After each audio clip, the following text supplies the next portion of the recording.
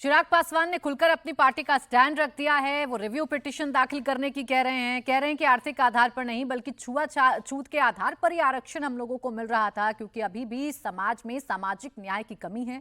अभी भी छुआछूत की बीमारी समाज को है। मंदिर धुलवा दिए जाते हैं, दलित को घोड़ी चढ़ने की इजाजत नहीं मिलती है। और इन तमाम आधार पर चिराग पासवान ये कह रहे हैं कि सुप्रीम कोर्ट के इस फैसले से वो असहमति जताते हैं। अब विजय जी, समझने वाली बात यह कि ना तो आरक्षण खत्म किया जा रहा है, ना कोटे में कोई कमी की जा रही है। बस ये है कि कोटे के अंदर कोटा लाकर एक समानता लाने की कोशिश की जा रही है। उन जातियों को भी प्रतिनिधित्व मिलेगा जो शायद पीछे छूट गई हैं, जिन्हें ना राजनीतिक तौर पर रिप्रेजेंटेशन मिलता है, ना नौकरियों में मिल पाता है। तो विरोध क्यों? बिल्कुल, असली इस फैसले को ठीक से समझने की जरूरत है। एक तो फैसला ये तो कंफ्यूजन ही नहीं रखना चाहिए कि ये सवर्ण वर्सेस SC ST है। पहली बात तो इसमें साफ है। अब दूसरी बात जो है, चिराग जी जो कह रहे हैं कि छुआछूत और अनटचेबिलिटी का मामला वो ठीक है, लेकिन क्या ये सही नहीं है? और सुप्रीम कोर्ट ने अभी तो ये कहा ही नहीं है आपको कि क्रीमी लेयर को अलग करना है। बिल्कुल, उनका एक ऑब्जर्वेशन ये है कि राज्यों को, और वो भी अधिकार राज्यों को दिए गए हैं। अभी तो उस पर अलग डिबेट होगी कि राज्यों के अधिकारों का क्या होगा नहीं होगा, लेकिन वो एक अलग डिबेट है।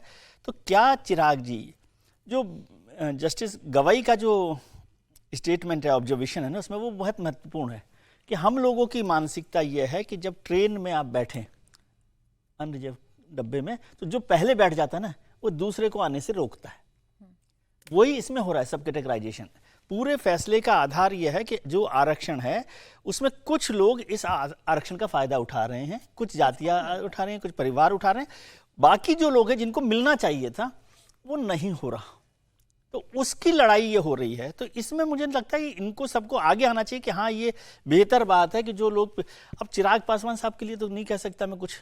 सुप्रीम कोर्ट ने तो कहा कि वो IAS IPS एक बार बन गया, एक पीढ़ी तो दोबारा नहीं आना चाहिए। पासवान साहब की तो अब कब से है, मैं तो इतना याद भी नहीं रहता मुझे कि कब से वो मंत्री रहे हैं। ये याद है मुझे कि जो भी सरकार रही हो वो मंत्री 77 में पहली बार सांसद बने थे, 80 से वो, लेकिन जब से वो बने तब से वो मंत्री हैं ही, किसी भी सरकार में रहे। भी बन गया है और बेटा भी अब तो खुद मंत्री हो गए। तो आपको बल्कि आगे आना चाहिए कि हम चाहते हैं कि भाई जो पिछड़े रह गए हैं, हम में से भी जो पिछड़े रह गए हैं उनको, और उसमें भी जाति का बात नहीं है ना, आप देखिए कि कौन परिवार है, क्या लोग हैं। तो पिछड़ों को क्या ये टैग लगाना चाहते हैं कि वो पिछड़ों के खिलाफ है?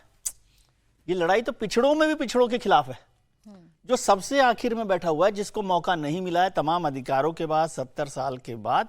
और SC ST का रिजर्वेशन तो 70 साल से, जिस दिन से संविधान लागू हुआ है उस दिन से चल रहा है। OBC का तो फिर भी लेट हुआ है, SC ST का तो रिजर्वेशन वहां से। तो 70 साल में भी आप सोचिए कई जातियां, कई मतलब समुदाय ऐसे हैं जिनको कोई मौका नहीं मिला। क्या हम उनको मौका नहीं देना चाहते? और अब एक नई चीज की जा रही है, ये बहस की जा रही है कि भाई ये SC ST को तोड़ने की कोशिश हो रही है। हाँ। कि भाई उनको बांट दिया जाए अलग अलग तरीके से, ये बांटने की कोशिश हो रही है।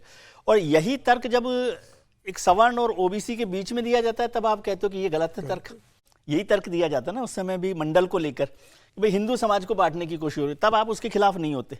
लेकिन SC ST में सबसे पिछड़े को मिले एक और तर्क दिया गया, अभी मैं देख रहा था कि ये जो लोग पढ़े लिखे लोग जो सो कॉल बनते हैं या अपर कास्ट के लोग हैं, वो कह रहे हैं कि भाई ज़्यादा मिल गया, पासवान को मिल गया या मीणा को मिल गया, तो वो कह रहे हैं उनकी आबादी भी उसमें ज़्यादा है, तो इसलिए वो लोग ज़्यादा नौकरी में दिखाई दे रहे हैं। तो सुप्रीम कोर्ट ने तो ये कहा ना कि पूरा एक रिव्यू किया जाए और उसमें देखा जाए कौन कौन पीछे है, उनको आगे लाया जाए। मुझे नहीं लगता कि ये सामाजिक भेदभाव को इससे कोई मजबूती मिल रही होगी, इससे कमजोर होगा वो ताना बना, और जो पिछड़े लोग हैं उनको आगे आने का मौका मिलेगा। मैं तो उम्मीद कर रहा था कि ये जितने लोग हैं जो इसके नेता बनते हैं वो इसमें आगे बढ़कर कहेंगे कि हाँ अब हम, बल्कि चिराग पासवान को कहना चाहिए कि भाई हम तो इसमें शामिल ही नहीं हो रहे, हमें आरक्षण नहीं चाहिए। तो कैसे संभव है? आरक्षण की राजनीति वो कर रहे हैं, उसी के दम पर तो वो मंत्री बन रहे हैं, उनके दम पर तो उनके जीजाजी सांसद बन गए। सारी जिंदगी रामविलास पासवान और इसकी राजनीति करते रहे, उनके बेटे फिल्में में फ्लॉप हो गए। वहां तो आरक्षण चलता नहीं फिल्म इंडस्ट्री में कि भैया SC ST का कोटा है कि आपको इतने हीरो बनाना है तो आपको SC कोटे से लेना पड़ेगा फिल्मों में, तो वहां वो फ्लॉप हो गए। अब वो राजनीति में आ गए तो राजनीति में सक्सेसफुल हो गए अपनी जाति के कारण, और जितनी 5 सीटों पर लड़े 5 सीटों पर उनके उम्मीदवार जीते हैं, पिता के बिना उन्हें जितवाया। तो अब तो वो केंद्र की सरकार के प्रमुख सहयोगी है। देखिए सुप्रीम कोर्ट का इंटेंशन बहुत अच्छा था ये जब उन्होंने दिया है कि सबका साथ हो, सबका विकास हो, सबको इसका लाभ मिले। लेकिन क्या जो भारतीय राजनीति के अंदर जो दल जाति की राजनीति करते हैं वो क्या इसे बहुत सहजता से स्वीकार कर पाएंगे? सबसे बड़े दो दल जो भारतीय जनता पार्टी और कांग्रेस, अब इन दोनों दलों ने इसको लेकर कोई प्रतिक्रिया नहीं दी है। हाँ। दोनों अभी अपने स्तर पर देख रहे हैं, क्योंकि वो देखना चाहते हैं कि इसका असर समाज रिएक्शन पर क्या कैसा है, होगा, रिएक्शन क्या है, रिएक्शन कैसा होने वाला है, समाज इस ऑर्डर को किस रूप में ले रहा है और उसका राजनीतिक लफा नुकसान कैसा होने वाला है। और राजनीतिक दल उसी को देख के निर्णय लेंगे, जहां हवा बहेगी राजनीतिक दल वहीं बहेंगे। और मुझे लग रहा है इस फैसले के बाद ये जरूर होने वाला है कि सोशल मीडिया पे तो अब शुरू हो गया है, ट्रेंड हो गया है, लोगों के ट्विटर पे शुरू हो चुका है। आने वाले समय में नए राजनीतिक दल बनेंगे, छोटे छोटे राजनीतिक और दूसरे नेता उभर के आएंगे। तो अब जो जाति की राजनीति करने वाले छोटे दल थे, जैसे रामदास आठवले हुए, चिराग पासवान हुए, या निषाद हुए, या मायावती तो बड़ी नेता फिर मायावती की पार्टी हुए, अब इसमें से भी ऐसे कुछ लोग निकलेंगे जो दूसरे दलों के वोट बटेंगे।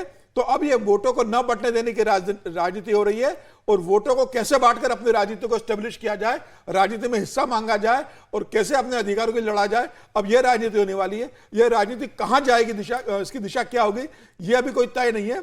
मुझे लगता है भारतीय जनता पार्टी और कांग्रेस जो सबसे बड़े राजनीतिक दल है, उनका सबसे ज्यादा कंट्रीब्यूशन है भारत की राजनीति में, उन्हें आगे आना चाहिए, केंद्र सरकार को आगे आना चाहिए और ये पूरी कोशिश करना चाहिए कि कहीं सुप्रीम कोर्ट के इस निर्णय का गलत संदेश, जब भ्रामक प्रचार न हो, समाज को विभाजनकारी न हो और जातियों को आपस में लड़ाने वाला न हो, यह सरकार को सुनिश्चित करना चाहिए।